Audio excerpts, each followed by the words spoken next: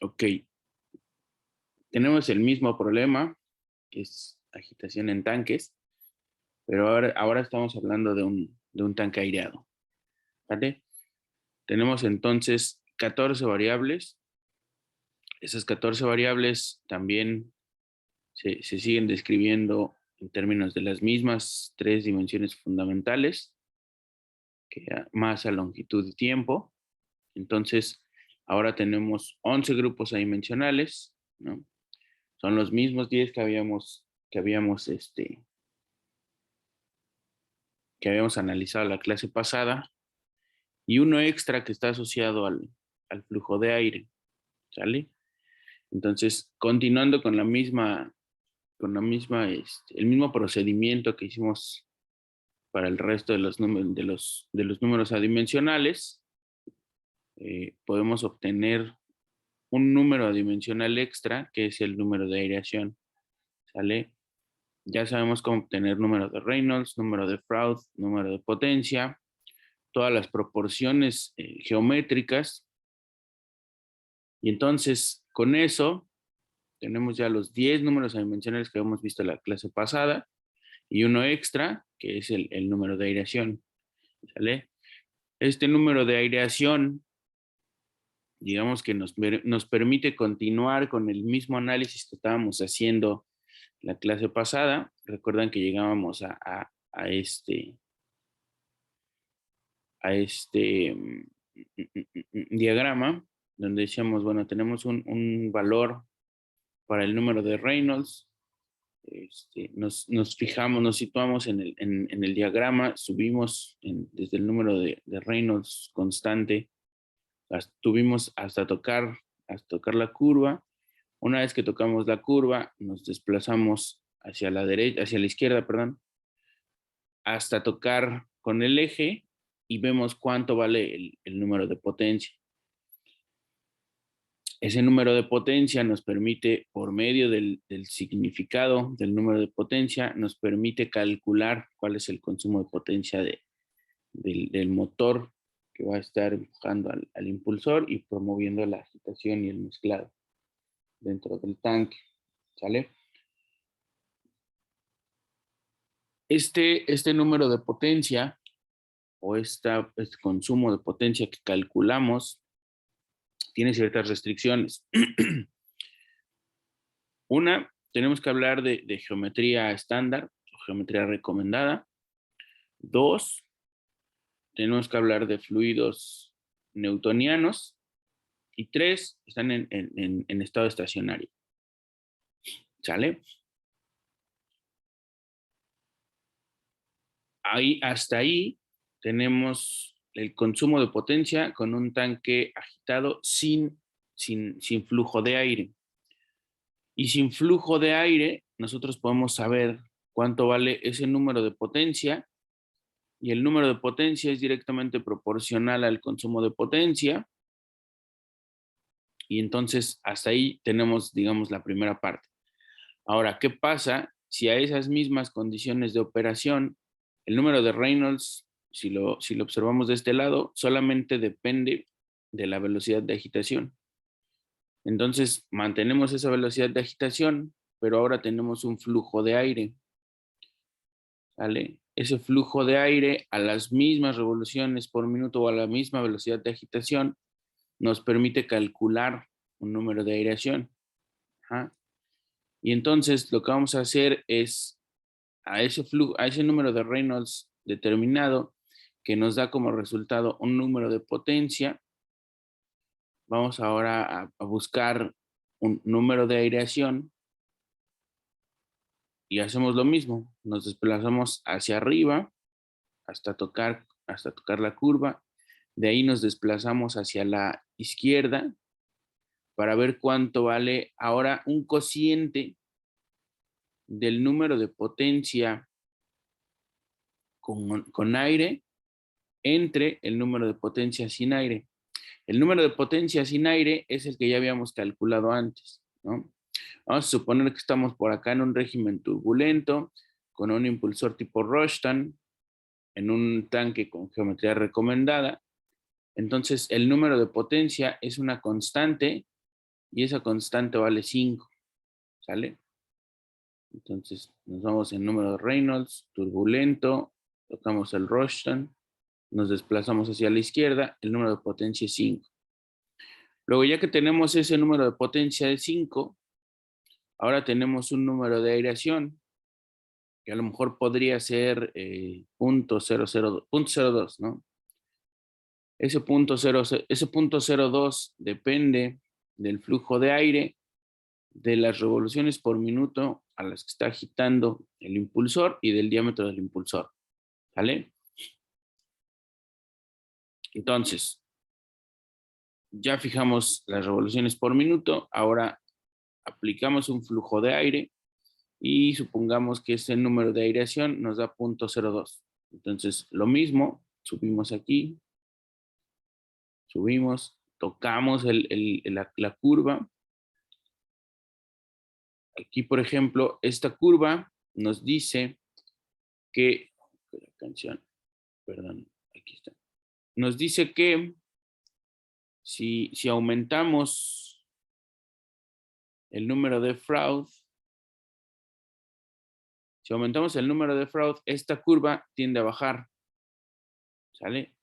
Entonces, como no estamos considerando el número de Froude, porque ya habíamos dicho que tenemos baffles en el tanque, entonces nos tendríamos que quedar con la curva de arriba, ¿no?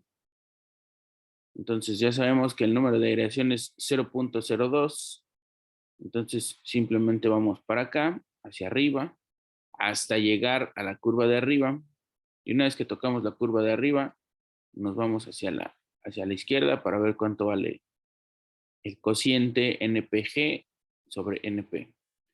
Resulta que ese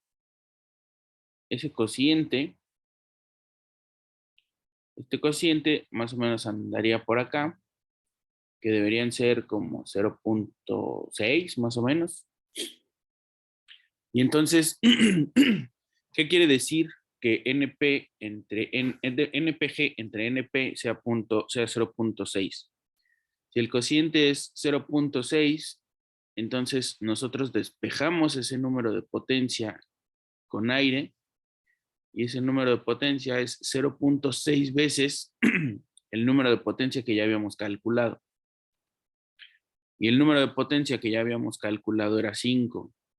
Entonces, 0.6 por 5, resulta que NP con aire, el número de potencia con aire, es 0.5 por 0.6 por 5. Entonces, NP con aire es igual a 3. Y luego este NP con aire igual a 3 lo podemos sustituir en este mismo NP, ahora con aire, y calcular el consumo de potencia en el tanque aireado. ¿Vale? ¿Sí vamos bien?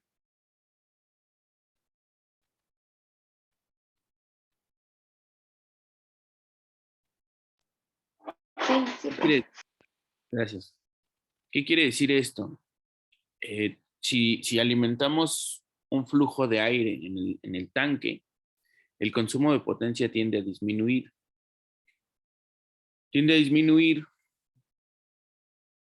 Y va, eso lo podemos analizar mediante el cociente, y el cociente empieza en 1, obviamente empieza en 1, ¿por qué? Porque el número de potencia con aire es igual al número de potencia sin aire. Estos son iguales porque el flujo de aire es muy bajito, y el flujo de aire muy bajito nos va a dar valores muy bajitos para el número de Reynolds. Si estamos en esta zona, a valores muy, muy bajitos para el número de aireación, perdón, no era Reynolds, era aireación. Si estamos en valores muy bajitos del número de aireación, quiere decir que este flujo es muy bajito. Entonces, estamos en una zona aquí al inicio donde el cociente es prácticamente 1, y eso es prácticamente 1 porque el flujo de aire es prácticamente 0. Y si el flujo de aire es prácticamente 0, entonces este NPG debería ser igual que NP que ya habíamos calculado, ¿no? Entonces estamos aquí primero en una zona donde casi no hay aire, lo que se está alimentando de aire es muy bajito, Y realmente el problema se comporta exactamente igual que como se comportaba sin aire, ¿no? Conforme aumentamos el flujo de aire,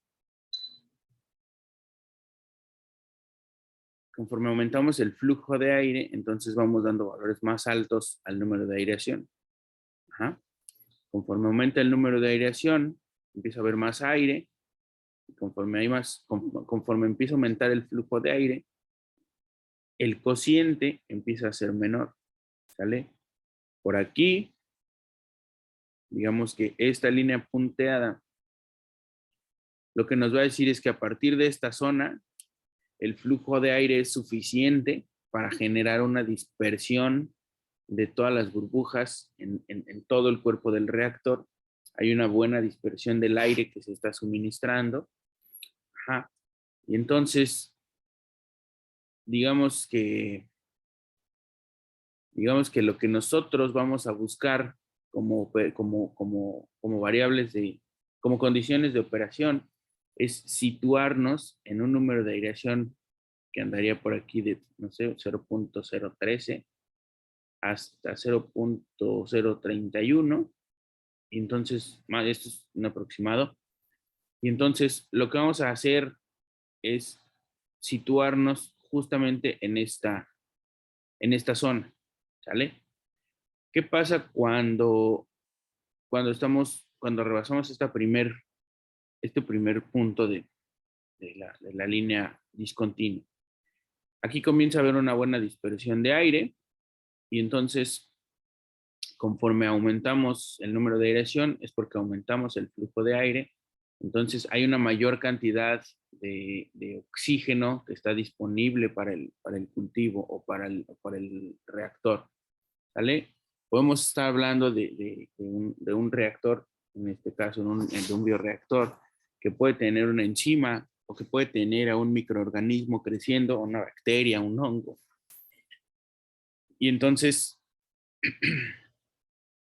vamos a tener que darle oxígeno a ese microorganismo para que pueda sobrevivir, para que pueda llevar a cabo sus funciones metabólicas y bla, bla, bla, ¿no? Entonces, le vamos a suministrar aire. Al suministrar aire le estamos dando oxígeno para que lleve a cabo todos sus procesos bioquímicos. Y entonces, entre mayor sea el consumo de oxígeno, aquí entraría una nueva variable que es la tasa de consumo de oxígeno o la tasa de respiración del microorganismo o el consumo de oxígeno por parte de una enzima, que también puede estar ahí participando una enzima para oxidar algún compuesto. Y entonces, para oxidar algún compuesto va a necesitar oxígeno. Y entonces, conforme la reacción vaya en curso, va a haber una tasa de consumo de oxígeno. Esa tasa de consumo de oxígeno se va a satisfacer por medio de esta Q, por medio del flujo de aire. Entonces, si la demanda de oxígeno es mayor, tendríamos que subir el flujo de aire y entonces andaríamos en esta ventana de operación. ¿Sale? Si nos damos cuenta, en esta ventana de operación, el cociente NPG en NP empieza a ser menor, ¿no? Andaría por aquí de 0.5. O sea, el número de potencia tendería a disminuir por ahí de 0.5. Y eso quiere decir que el consumo de potencia con aire entre el consumo de potencia sin aire es igual, o sea, es el mismo valor del cociente, 0.5. Y entonces el consumo de potencia con aire o el consumo de potencia en ese tanque, por el hecho de estarle suministrando aire, lo vamos a disminuir hasta un 50%, ¿vale? Y entonces, si nosotros estábamos consumiendo, no sé, 5 caballos de fuerza para poder agitar un tanque, entonces esos 5 caballos de fuerza los multiplicamos por 0.5, que es a lo que disminuyó el cociente o el consumo de potencia con aire.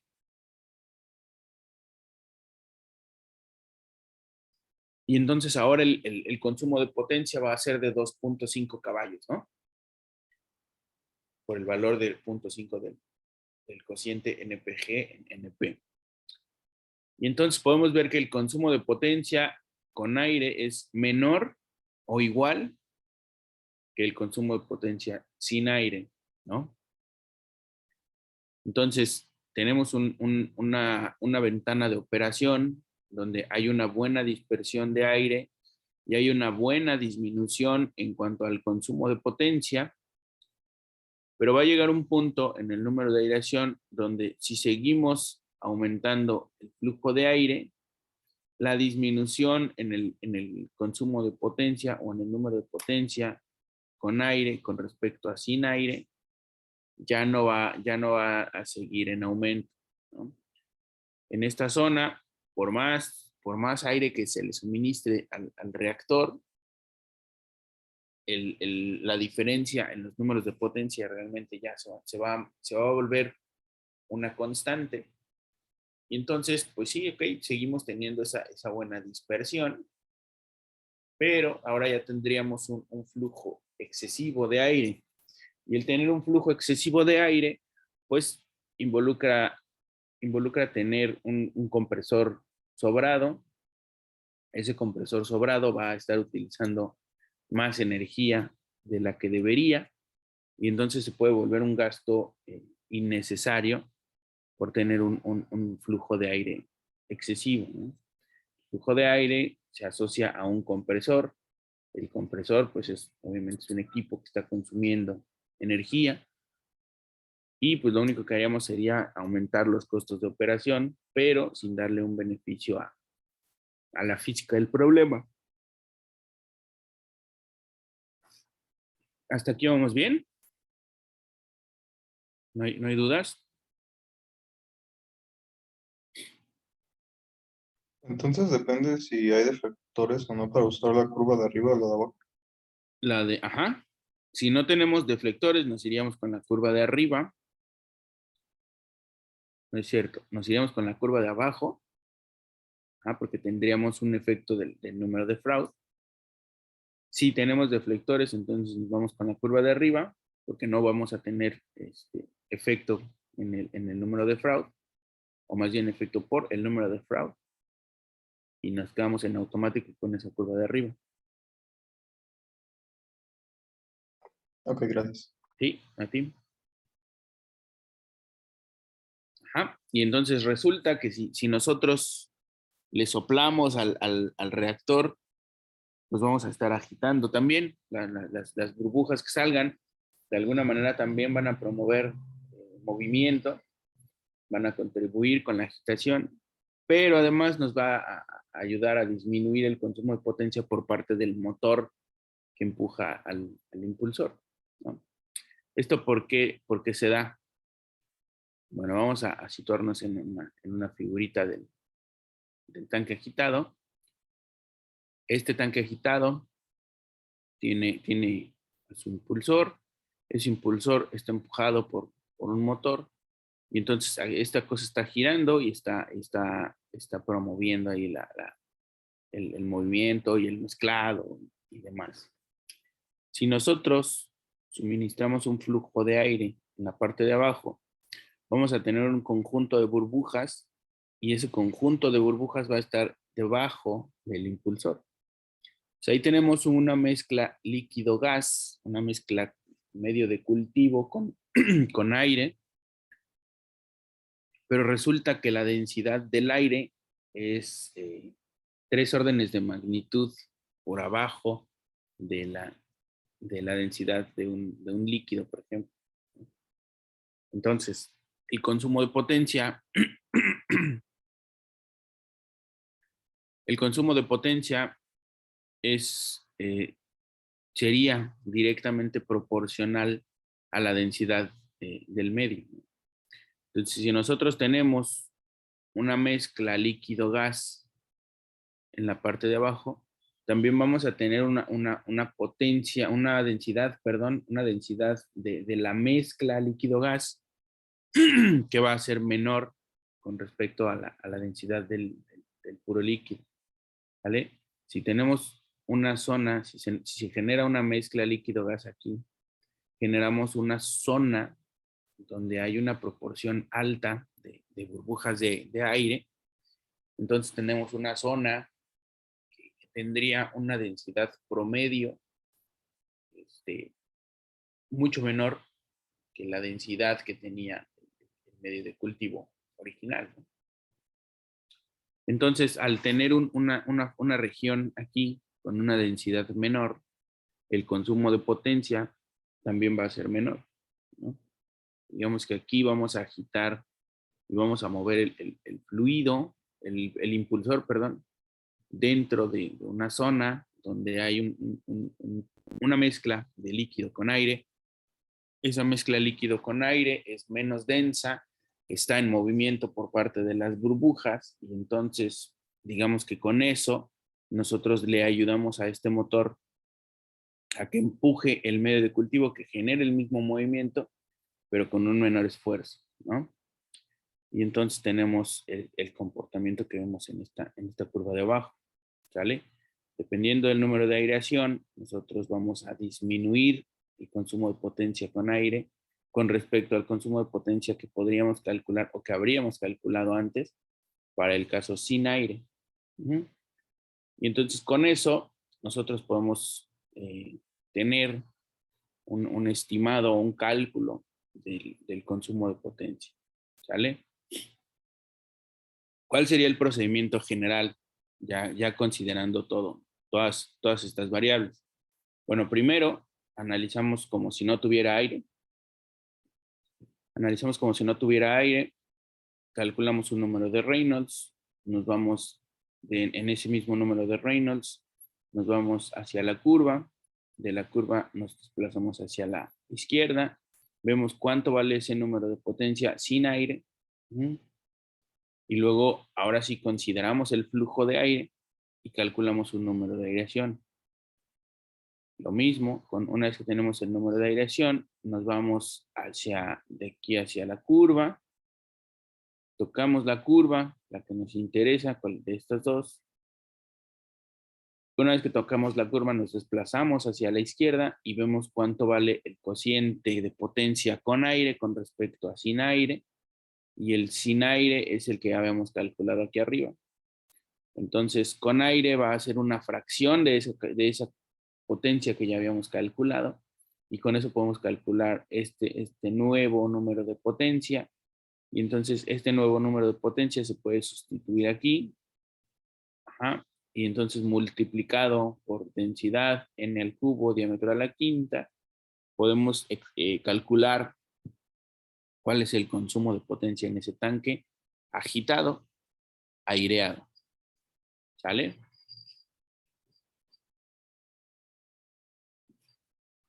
¿Alguna duda?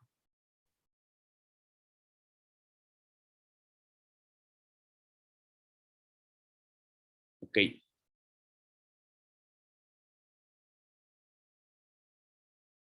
Ya que tenemos a todos estos grupos adimensionales, estos grupos adimensionales nos van a servir para dos cosas. Uno es para describir la física del problema como tal. Y dos, establecer las bases en cuanto a ingeniería para poder pasar de una escala laboratorio, donde podríamos tener a lo mejor un reactorcito, pero ese reactorcito es escala laboratorio, y ese reactorcito escala laboratorio, si queremos escalarlo y llegar hasta una etapa industrial, ya como tal, tendríamos que ir con cierto factor de escala, podríamos ir brincando de laboratorio a planta piloto y de planta piloto a un reactor ya a escala industrial. Y luego ese reactor a escala industrial puede ser un reactorcito de 700 litros o puede ser un reactorzote de 2000 litros. Puede haber reactorzotes de hasta, no sé, 50 metros cúbicos o 50,000 litros.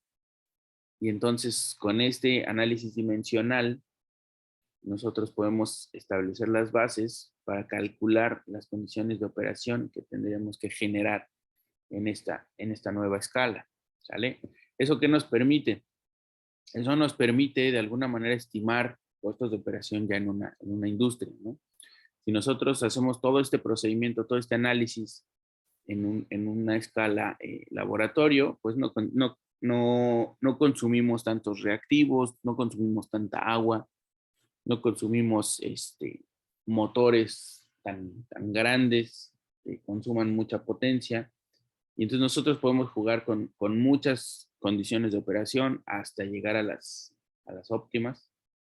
Ya una vez que tenemos esas condiciones de operación, que sería la velocidad de agitación, el flujo de aire y todas las variables geométricas que están involucradas, además de la densidad y la viscosidad del fluido, esas dos variables siempre van a tener un efecto importante en la mecánica de fluidos.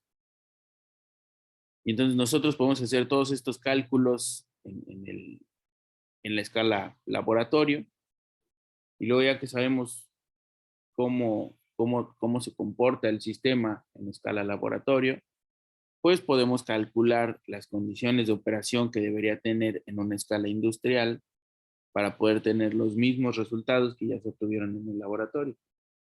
Y entonces surge toda esta teoría de agitación y mezclado y de criterios para el escalamiento de procesos, ¿vale? ¿Cuál sería la restricción para pasar de una escala a otra? La restricción sería que los grupos adimensionales fueran los mismos. ¿Ah? Entonces, de entrada, si estos números adimensionales son los mismos, o sea, tienen el mismo valor, entonces, de entrada, ya tenemos todas las proporciones geométricas, ¿no? Entonces, si nosotros ahora calculamos en una nueva escala, calculamos cuánto vale el diámetro del impulsor, entonces el diámetro del impulsor multiplicado por el valor de ese grupo pi nos va a dar la longitud de cada uno de los accesorios en la nueva escala.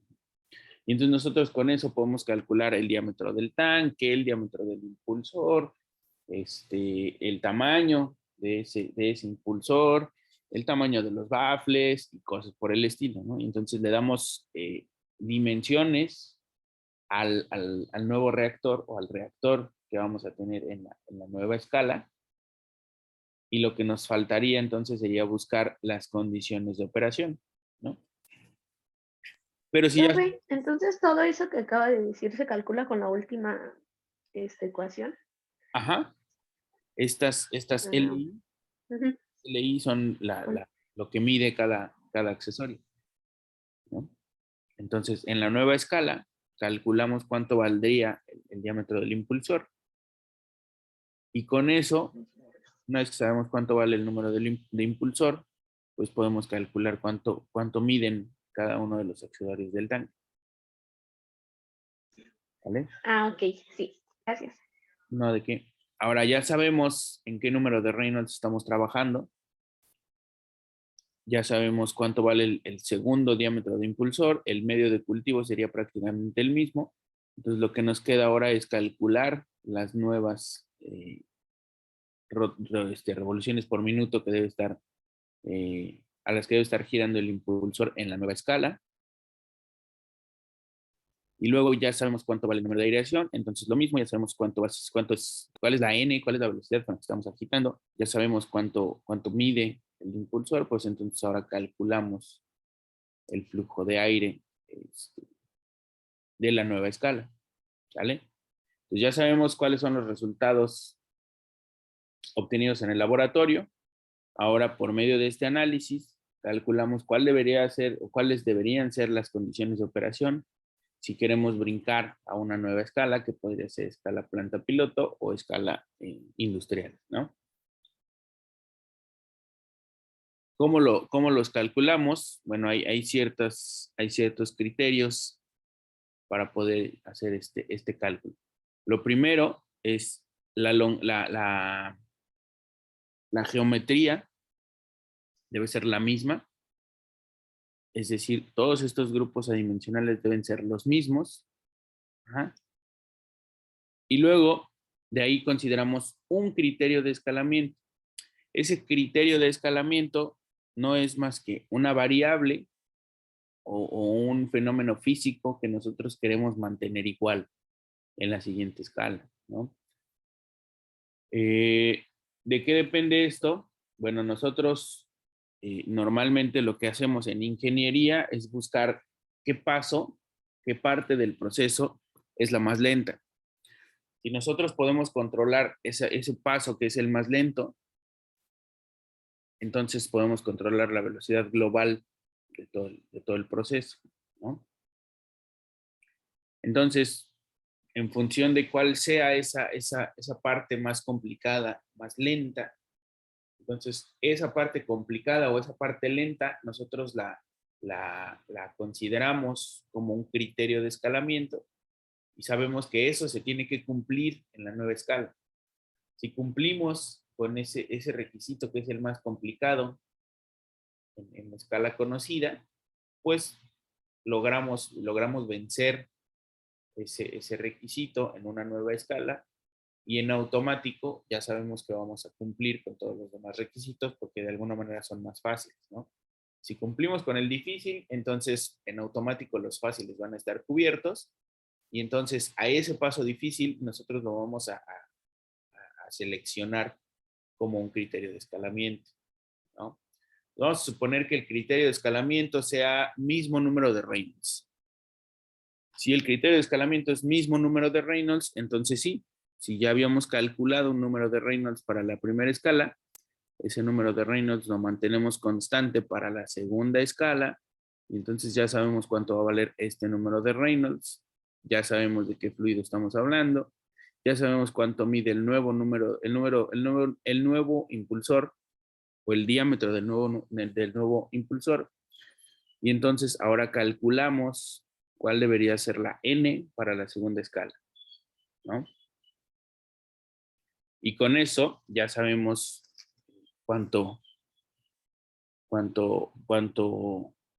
a qué velocidad va a girar el impulsor y podemos ahora calcular con el número de potencia cuál sería el nuevo número de potencia y el nuevo consumo de potencia ya en la segunda escala. Y luego, como ya sabemos cuánto vale el número de aireación, bueno, pues calculamos cuál es el flujo de aire que se tiene que suministrar. Calculamos este cociente NPG en NP y entonces calculamos nuevamente el consumo de potencia en la nueva escala, pero ahora con el flujo de aire incluido. ¿Sale?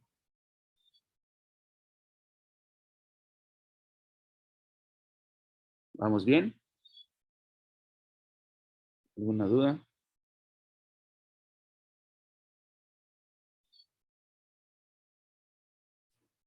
Bien.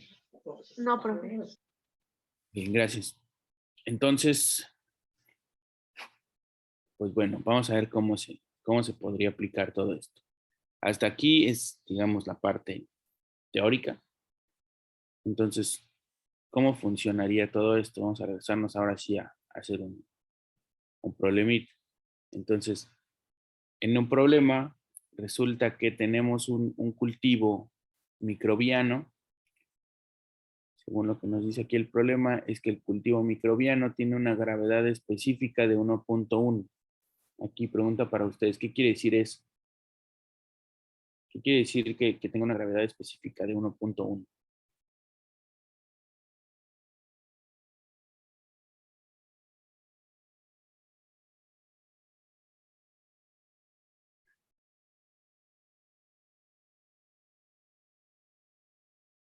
¿Nadie? Es pregunta para ustedes.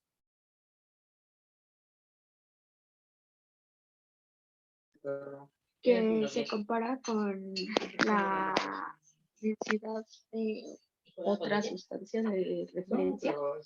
Ah, ¿y cuál es la de referencia?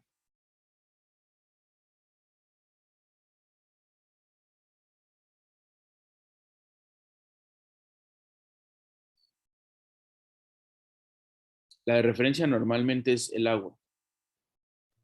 Si tenemos una gravedad específica, esa gravedad específica nos dice que la densidad es 1.1 veces la densidad del agua. Ajá. Si la densidad del agua es 1, pues entonces la gravedad específica o la densidad de este medio de cultivo debe ser 1.1. 1.1 gramos por litro o miligramos por mililitro, ajá, o kilogramos por metro cúbico. No es cierto, kilogramos por litro, por litro. ¿Sale?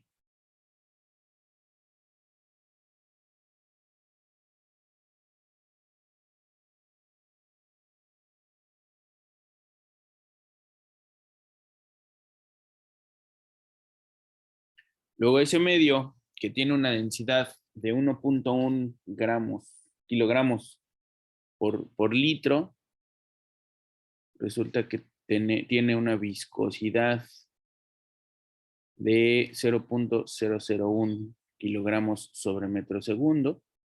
Y esto está en un bioreactor de 800 litros, agitado mecánicamente con un impulsor de turbina girando a 115 revoluciones por minuto. ¿Vale? Hasta ahí es la descripción de cómo está operando el problema. Un cultivo microbiano que tiene una densidad de 1.1 kilogramos por litro. Una viscosidad de un centipoise en este reactor. Este reactor se agita mecánicamente y gira a 115 revoluciones por minuto. Luego dice que el motor tiene una eficiencia del 75% y que aparte se tiene una pérdida adicional del 20% de toda esa energía por fricción entre los diferentes accesorios, ¿no? Luego, el problema nos dice, si el tanque cumple con la geometría estándar, ¿qué dimensiones tiene tanto el tanque como sus accesorios? ¿Y cuál es el consumo de potencia? Ajá. Luego, se dice aquí, se sabe que el cultivo o el medio de cultivo tiene una viscosidad variable y esa variación cumple con esta ecuación donde el mu cero es la viscosidad inicial y la viscosidad inicial o más bien la viscosidad en función del tiempo va a ir aumentando según esta ecuación. Entonces el tiempo lo tenemos en horas y resulta que la viscosidad con el tiempo va a ser la viscosidad inicial por el tiempo elevado a la 1.15. ¿Sale? Esto simplemente es una ecuación que se le dio al experimento para ver cómo iba aumentando esa viscosidad. Y si la viscosidad va en aumento, pues el consumo de potencia también debería ir bueno, también debería tener algún efecto. ¿Sale? Y la pregunta es, ¿cuál debería ser la potencia, cuál sería el consumo de potencia del motor? Más bien, ¿cuál debería ser la potencia del motor disponible para soportar la agitación en este cultivo que va a durar 30 horas? ¿Qué implica que dure 30 horas? Bueno, que la viscosidad va a haber una viscosidad inicial y luego va a haber una viscosidad final que va a ser esa viscosidad inicial multiplicada por 30 horas o por 30 a la 1.15. Entonces nosotros tenemos esa viscosidad, sabemos las condiciones de operación. Ahora, ¿qué hacemos? Lo primero es irnos sobre esta parte de la geometría estándar. ¿Qué quiere decir esta parte de la geometría estándar? La geometría estándar no es más que una cierta proporción de una cierta proporción de las variables geométricas, es decir, todo el conjunto de grupos pi asociados a estas variables geométricas con respecto al diámetro del impulsor. Ajá. Más allá de que sean recomendadas por alguna razón, es porque los investigadores que iniciaron con todos estos análisis tenían un modelo de referencia, un modelo con con cierta geometría, ¿no? Entonces, con esa geometría se desarrolla todo este rollo que hemos estado hablando, se desarrollan todos los diagramas, esos diagramas cumplen con esa geometría recomendada, y entonces eso se vuelve justamente un estándar, ¿no? Se vuelve un estándar y entonces con eso nosotros podemos darle, manteniendo esas proporciones geométricas, podemos darle dimensiones a todos los accesorios del tanque, ¿no? Ya tenemos esos accesorios, pues ahora es cuánto miden. Si el tanque es de 800 litros, ¿cuánto mide este tanque y cuánto miden todos los accesorios? Entonces, ¿qué hacemos? La geometría recomendada lo que nos dice es cuánto valen estos cocientes de W, por ejemplo, con respecto al diámetro del impulsor. Está G, que era el ancho, o lo largo, perdón, de esas aspas con respecto al diámetro del impulsor. El tamaño de los baffles con respecto al diámetro del tanque. Esta F que decíamos, bueno, es por si se llega a considerar el espacio entre el baffle y la pared del tanque, que también tenga un valor definido. Si tiene esa abertura, hay que medirla y hay que considerarla. Ajá. Y básicamente vamos a partir de dos proporciones geométricas. La altura del líquido, perdón, con respecto al diámetro del tanque, que si estamos hablando de geometría recomendada debe ser 1, y luego el diámetro del impulsor con respecto al diámetro del tanque, que de acuerdo con la geometría recomendada debe valer 0.33. ¿Sale? ¿Qué quiere decir esto? ¿O cómo lo usamos? Si la altura del líquido es igual al diámetro del tanque, entonces nosotros vamos a partir de esta ecuación que nos dice que el volumen del tanque es el volumen de un cilindro, y el volumen de un cilindro se calcula como pi cuartos del diámetro del tanque al cuadrado por la altura del líquido, o sea, esta ecuación de aquí. Pero, como estábamos hablando de geometría estándar o geometría recomendada, el diámetro del tanque y la altura del líquido son iguales. Entonces, esta altura del líquido es igual al diámetro del tanque, y entonces podemos reducir este problema a un problema en el que el volumen del líquido es igual a pi cuartos del diámetro del tanque al cubo. ¿Sale? Con eso nosotros despejamos, nosotros ya sabemos que el volumen son 800 litros o 0.8 metros cúbicos. Entonces con eso nosotros podemos despejar cuánto vale el diámetro del tanque y lo calculamos. Luego el segundo, que es diámetro del impulsor con respecto al diámetro del tanque, igual a 0.33. Entonces ya sabemos que si el diámetro del tanque es de 1 metro, entonces el diámetro del impulsor debería ser 0.33 metros, ¿no? Y entonces ya que tenemos todas estas proporciones geométricas, ya sabemos cuánto vale el diámetro del impulsor y el diámetro del tanque. Entonces ahora sí, con esos dos diámetros y estas restricciones geométricas para la geometría estándar, pues nos permiten calcular el tamaño de todos los accesorios. ¿Ah?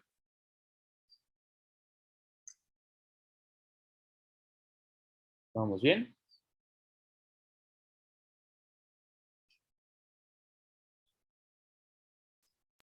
Sí, profe. Entonces, ya de la ecuación de volumen igual a pi cuartos por el diámetro del tanque al cuadrado, ahí solamente se tiene que despejar entonces el diámetro del tanque, Ajá, porque ya nos está dando el volumen.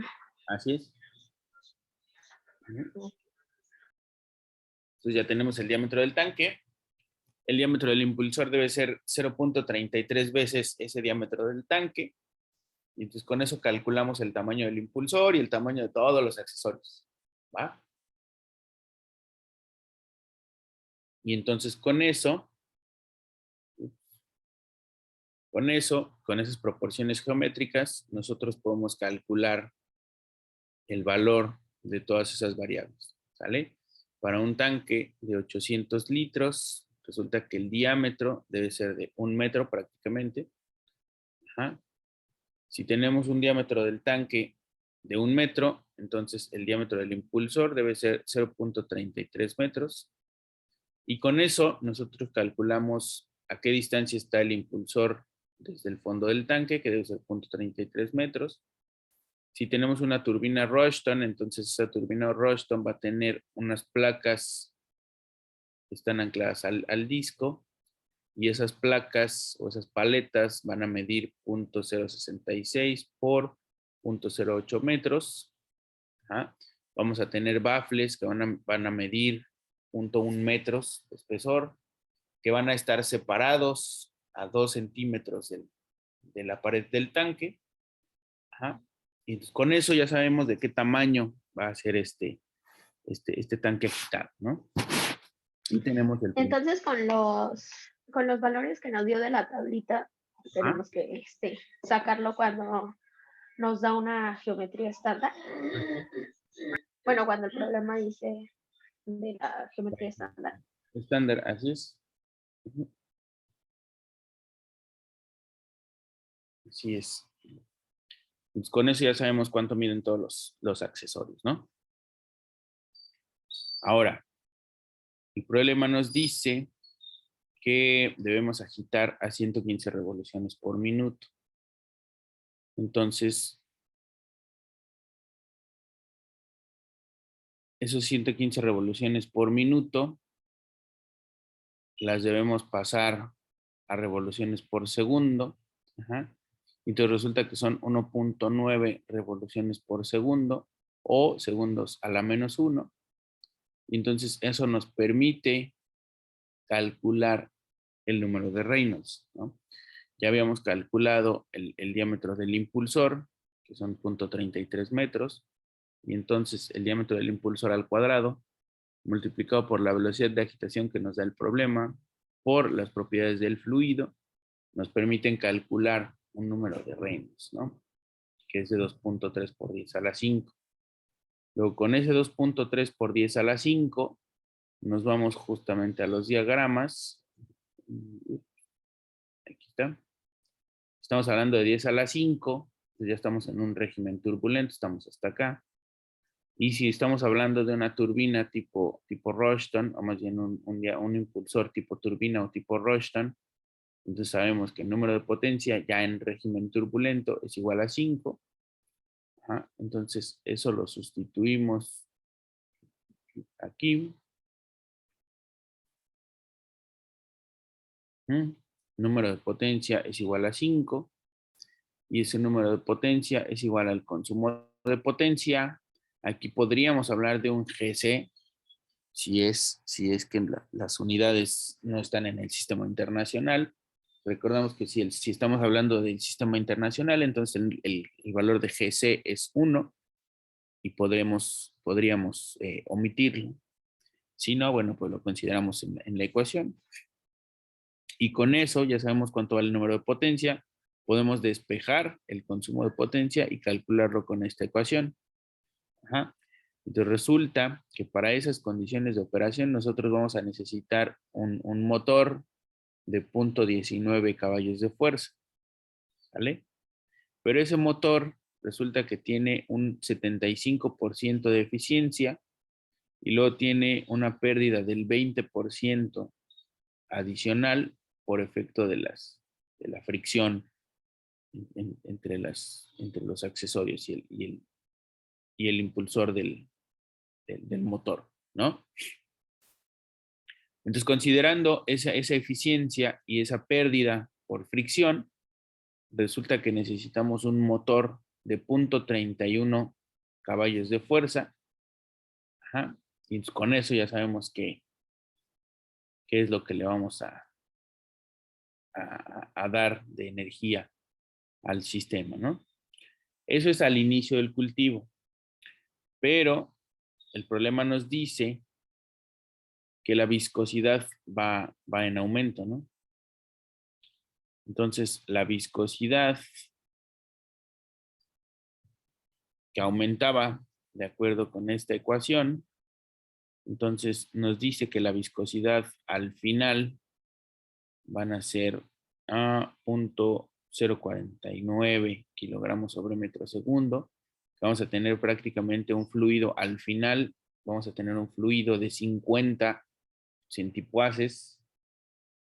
Ajá. Y entonces, con esa nueva viscosidad, podemos calcular nuevamente el número de Reynolds, podemos calcular nuevamente el consumo de potencia,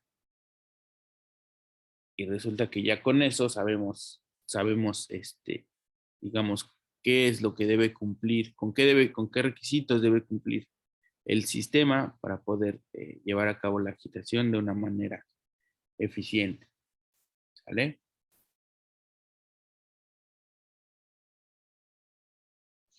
Profe, ¿por qué dijo que era 30? 30, porque el problema nos dice Ajá. que el cultivo dura 30 horas. Ah, es el tiempo, ¿verdad? Elevado a la 1.15. Así es. Ese es Ah, sí. exclusivo de este problema, ¿eh? Es nada más en caso. ¿Ve? Con eso calcularíamos la viscosidad al final del cultivo. Con esa viscosidad al final del cultivo calculamos nuevamente el número de Reynolds, calculamos número de potencia de acuerdo con los diagramas, o más bien encontramos cuánto vale el número de potencia en los diagramas, y con eso calculamos el nuevo consumo de potencia ya al final del cultivo, cuando el medio ya se volvió más viscoso. ¿Sale? Entonces resulta que para el final del cultivo necesitaríamos un motor de 0.28 caballos. ¿Vale? Profe, ahí también se toma en cuenta la eficiencia y las pérdidas. Ajá. Sí, tendríamos que hacer O sea, es igual. Ajá. tendríamos que hacer Aplica la misma. este mismo cálculo. Y entonces, entre los dos medios de cultivo, al inicio y al final, resulta que al inicio nos costaba más trabajo mantenerlo en esa velocidad de agitación, pues simplemente nos comparamos las dos al inicio y al final y nos quedamos con la más grande, ¿no? Si somos capaces de satisfacer esa demanda más alta, pues la otra queda cubierta. ¿Vale?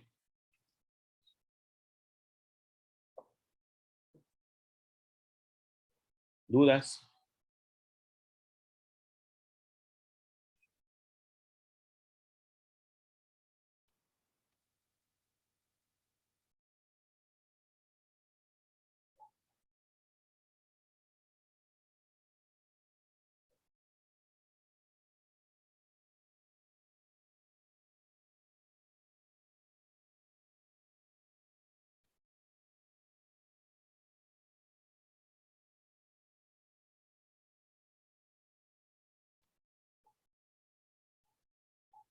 ¿No?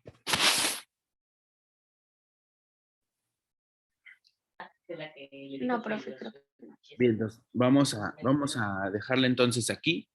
Hay un problema que quiero que hagamos, pero ese tiene algunos errorcillos, entonces quiero checarlo con calma.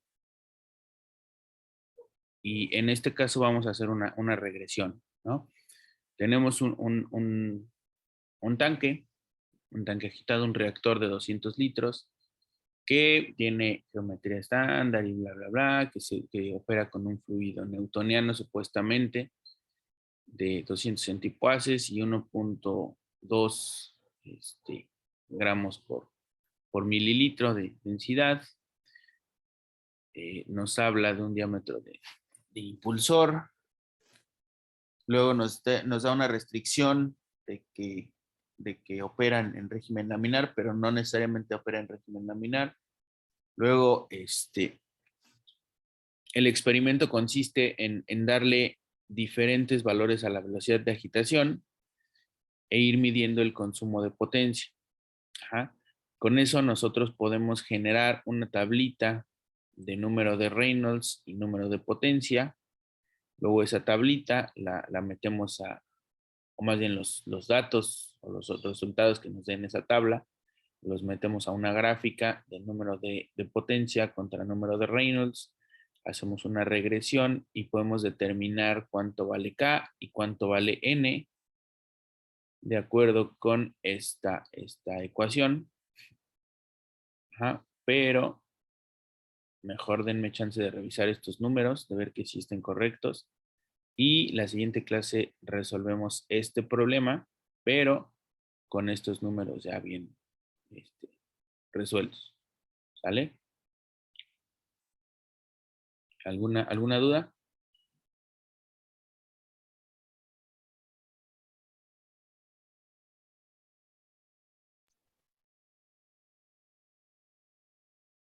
No, profe. No, profe. Ok. Sí, ¿qué son los pseudopases? ¿Perdón? Son los pseudopases. Los pseudopuases. Ok. En este caso, estamos hablando de un fluido no newtoniano. Ese fluido no newtoniano tiene un índice de flujo, más bien es un fluido tipo ley de potencia. Tiene un índice de flujo de 0.5 y una consistencia de 10 pseudopuases. Por tener un índice de flujo de 0.5, entonces nos iríamos a un modelo de ley de potencia, y entonces ese modelo de ley de potencia es una modificación al modelo de viscosidad de Newton. El modelo de viscosidad de Newton nos da el valor para la viscosidad, y la viscosidad se mide en puases. Entonces, al ser un fluido tipo ley de potencia, la consistencia sería digamos, como si fuera la viscosidad aparente. Y entonces las unidades no son estrictamente puases, pero se parecen a los puases, y entonces es ahí donde viene el pseudo, ¿sale? Los pseudopuases. Simplemente es para darle una unidad de medida a la consistencia o a la viscosidad aparente de ese fluido no newtoniano. ¿Sale? Gracias. Vale, no de qué. Bien, ¿alguna otra duda?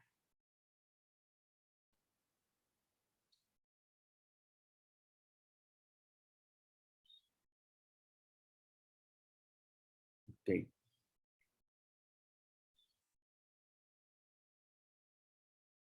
Si no hay más dudas, entonces le dejamos aquí. Y seguimos el lunes con ese ejercicio. ¿Vale?